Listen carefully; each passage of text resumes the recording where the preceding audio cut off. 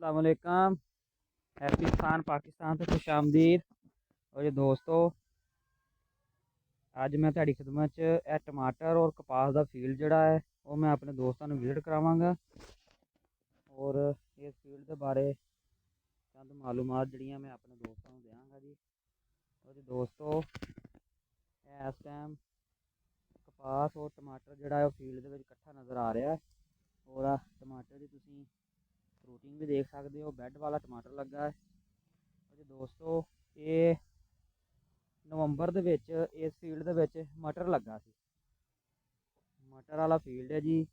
ਇਸ ਫੀਲਡ ਦੇ ਵਿੱਚ ਪਹਿਲਾਂ ਮਟਰ ਲਗਾਇਆ ਗਿਆ ਔਰ ਦਸੰਬਰ ਦੇ ਵਿੱਚ ਮਟਰਾਂ ਦੇ ਵਿੱਚ ਹੀ ਇਹ ਟਮਾਟਰ ਜਿਹੜਾ ਸ਼ਿਫਟ ਕਰ ਦਿੱਤਾ ਗਿਆ ਔਰ ਮਟਰਾਂ ਦੀ ਬਹੁਤ ਹੀ ਸ਼ਾਨਦਾਰ ਫਸਲ ਜਿਹੜੀ ਹੈ ਉਹ ਇਸ ਖੇਤ 'ਚ ਲਈ ਗਈ। ਮਟਰ ਲੈ ਕੇ ਉਸ ਤੋਂ ਬਾਅਦ ਟਮਾਟਰ ਦੀਆਂ ਵੇਲਾਂ ਜਿਹੜੀਆਂ ਨੀਚੇ ਸੀ ਇਹਨੂੰ ਮਿੱਟੀ ਵਗੈਰਾ ਲਗਾਈ, ਮਿੱਟੀ ਵਗੈਰਾ ਲਗਾ ਕੇ टमाटर जोड़े सी वो चल पे। उस तो बाद कपाह लगा दी गई। आ तुसीं देख सकते हो जी, ये काटन, ये टमाटर। टमाटर का फ्रूट बहुत ही जबरदस्त है। लो जी, देखा जाए तो ये तीन फसलां जड़ियां ने वो इस फील्ड चों लईयां जानियां ने। मटर की जी फसल सी वो चुक लई है। मटर तो बाद टमाटर विच शिफ्ट करता सी, टमाटर की पनीरी पाती सी और उस तो बाद विच काटन लगाई गई।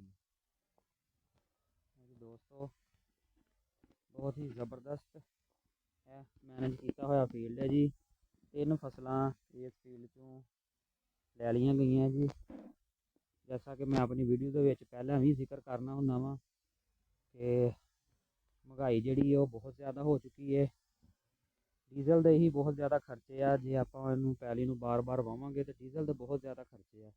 एक बारी बैड निकाल के, एक बारी पैली नूं हल चला के तेलां कढ़ के मटर की पहलां काश की गई, विच टमाटर नूं एडजस्ट किया गया और उस तो बाद तुसीं काटन देख सकते हो जी। और बहुत ही ज़बरदस्त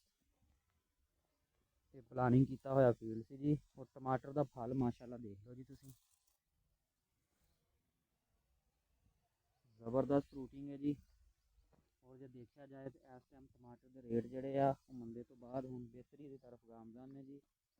मई का महीना जोड़ा चलता पाया जी। दोस्तों, टमाटर और काटन का फील्ड जोड़ा सी अपने दोस्तों को अज विजिट कराया।